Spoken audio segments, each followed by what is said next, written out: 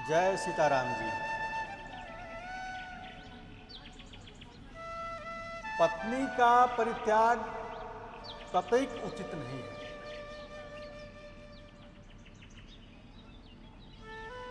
और पत्नी को पति का त्याग कतई उचित नहीं है।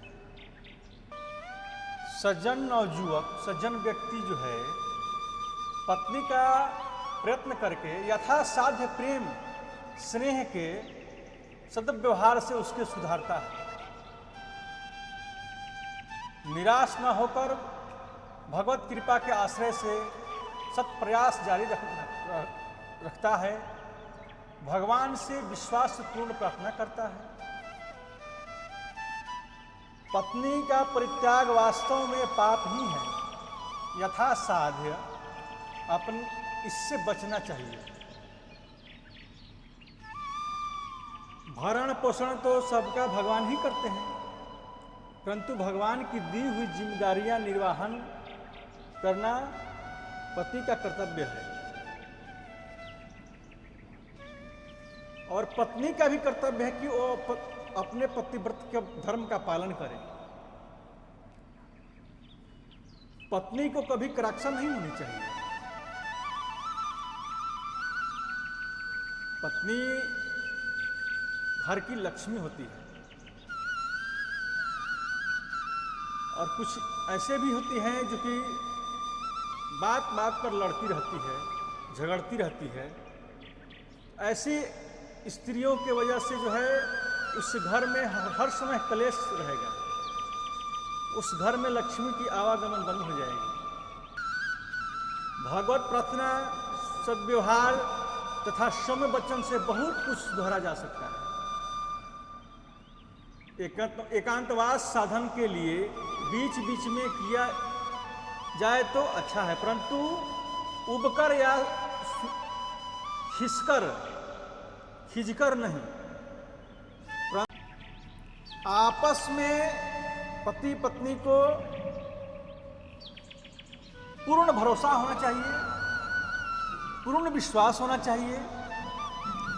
इसलिए ये संसार विश्वास पर ही टिका हुआ है। विश्वास एक ऐसी चीज है कि विश्वास की जो डोर है बहुत पतली होती है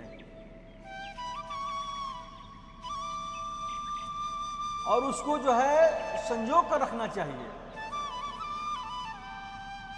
विश्वास जब टूटता है तो जल्दी जुटता नहीं है। हर समय जो है पति पत्नी को शंका की दृष्टि से कभी नहीं देखनी चाहिए। एक दूसरे पर ऐसा अटूट विश्वास होना चाहिए, उस विश्वास की वजह से कभी संबंध बुरे नहीं हो सकते। होंगे भी तो सुधर जाएंगे, विश्वास यदि रहेगा तो। और जब विश्वास ही नहीं रहेगा कोई बातें नहीं। मनुष्य अपने में कितने ही दोष होने पर कभी अपने से घृणा नहीं करता है।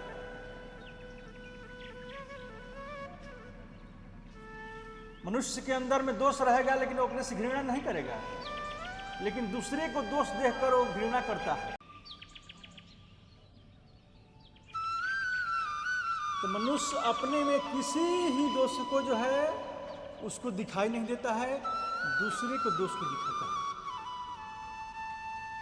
दूसरे को दोषों में लगा रहता है, अपना उसको कुछ दिखाई नहीं देता है।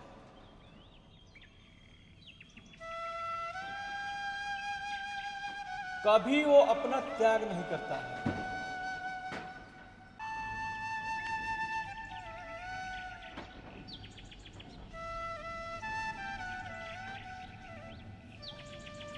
ये नहीं है कि दोनों में एक ही दोषी होता है, दोनों का दोष होता है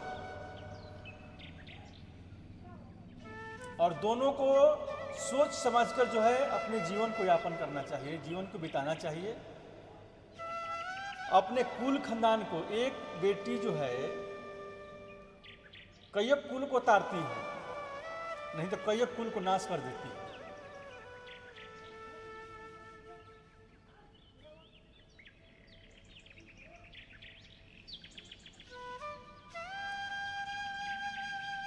जब हम कभी अपना अहित नहीं सोचते हैं तो वही भाव ठीक दूसरे के प्रति भी होना चाहिए।